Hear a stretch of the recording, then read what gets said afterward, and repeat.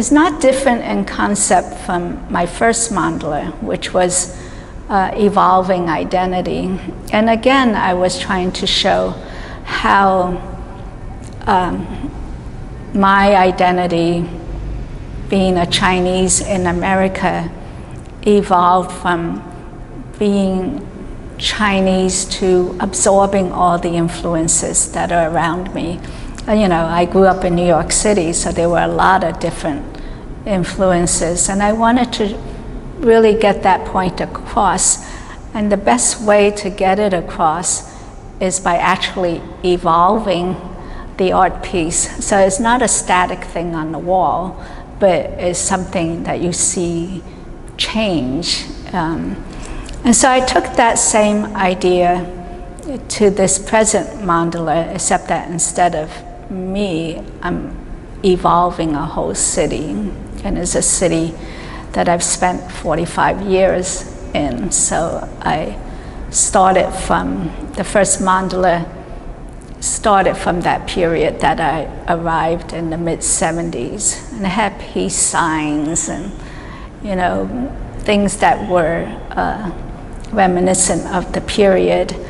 And then I evolved it slowly, a few rows at a time every week, until it incorporated things that are more familiar with us today, such as cell phones and computer chips and skateboards. And, you know, I don't know what the mandala will be like until I start working with it.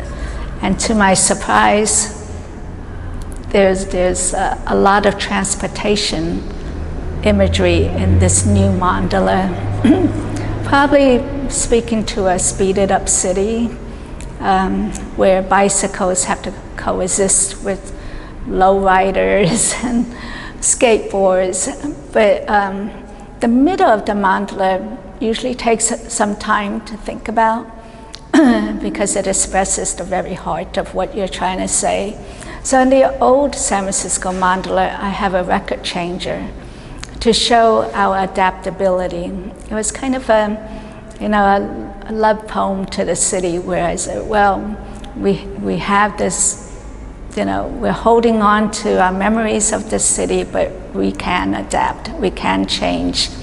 Well, now I show a mandala that has changed, but in the middle is a fidget.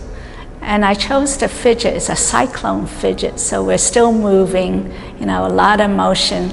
But a fidget is supposed to calm you down. It's supposed to relieve stress. And what the need for a fidget also expresses the, you know, the more stressed city that I see in San Francisco today.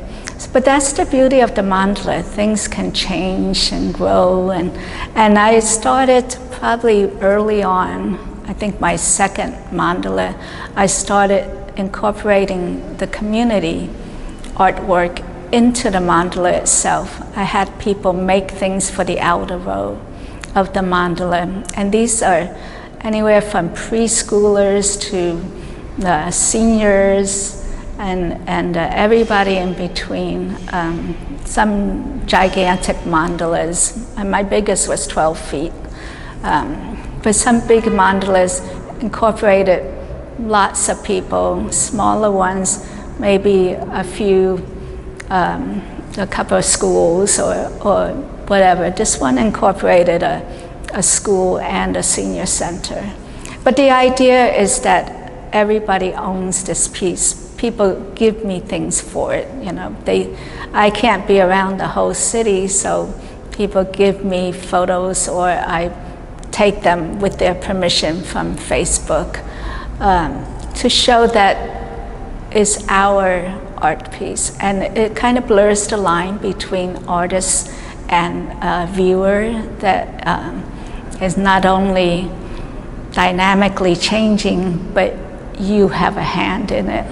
And it really makes a difference in terms of how people relate to art and how people relate to my piece. You know, most of these you can go, oh, that's nice, how wonderful. And when did you do it? In the 1970s? Oh, that's interesting.